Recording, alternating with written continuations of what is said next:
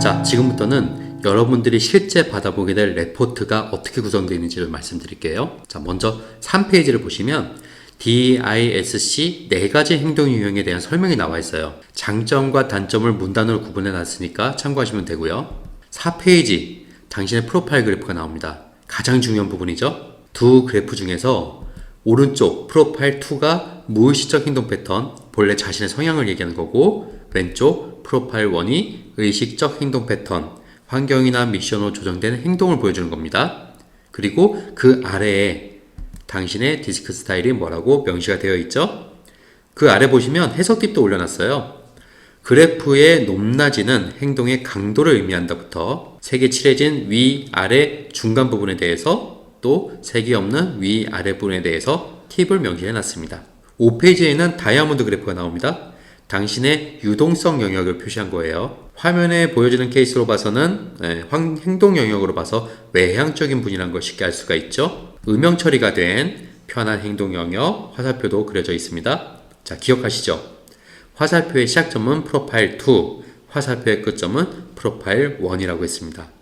아래 유동성 영역의 해석 팁도 올려놨는데 그 중에 요것도 중요합니다.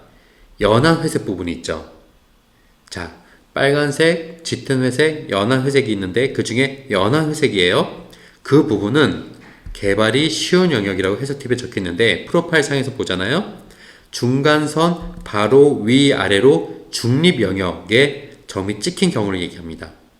평소에는 잘 안 보이는 행동인데 필요할 때에만 보여지는 행동 영역. 평소에는 수면 아래에 있어요. 그래서 필요할 때에는 수면 위로 잠깐 나왔다가 필요하지 않으면 다시 수면 아래로 사라지는 행동이라고 말씀드렸잖아요. 자, 그 의미는 또 쉽게 개발할 수 있는 영역이기도 합니다. 주로 하위에 존재하는 영역은 불편한 행동이에요.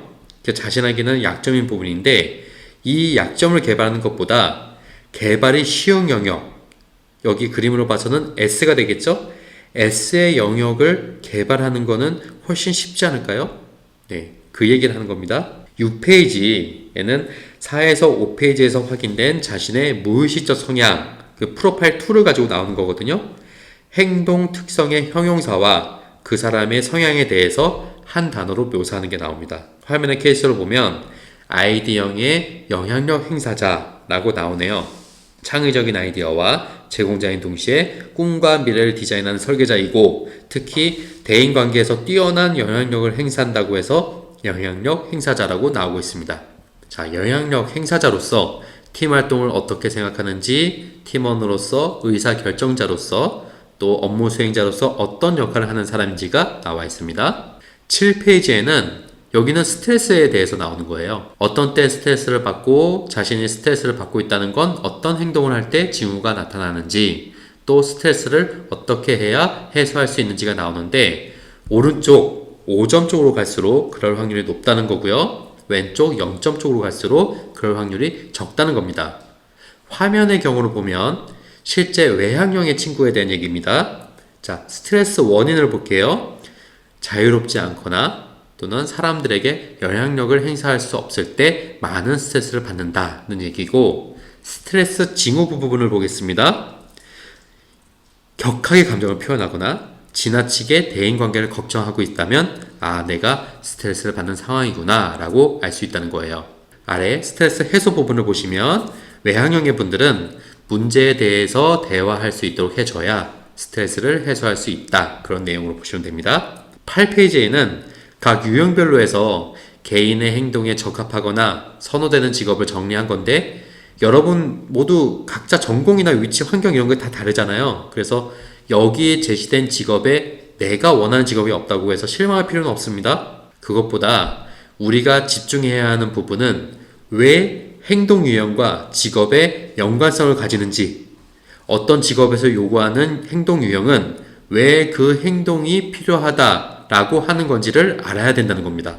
자, 9페이지에는 우리나라 기업들이 공통적으로 원하는 행동 역량들을 제시를 한 거고요. 각 역량마다 오른쪽에 네모 박스와 점수가 체크되어 있습니다. 사람마다 다 다르게 나옵니다. 오른쪽 5점으로 갈수록 내가 이 역량은 잘 갖추고 있구나. 왼쪽 마이너스 점수를 갈수록 내가 이 역량 부분에서 약점이 있구나 라고 판단하시면 됩니다. 화면의 케이스를 보면 기업에서 요구하는 공통행동 역량 중에 이 사람의 경우는 설득력, 성과, 목표에 있어서는 높은 역량을 가지고 있지만 반대로 자료를 수집하고 분석, 활용하는 역량에서는 부족한 면을 보이고 있다라고 볼 수가 있네요.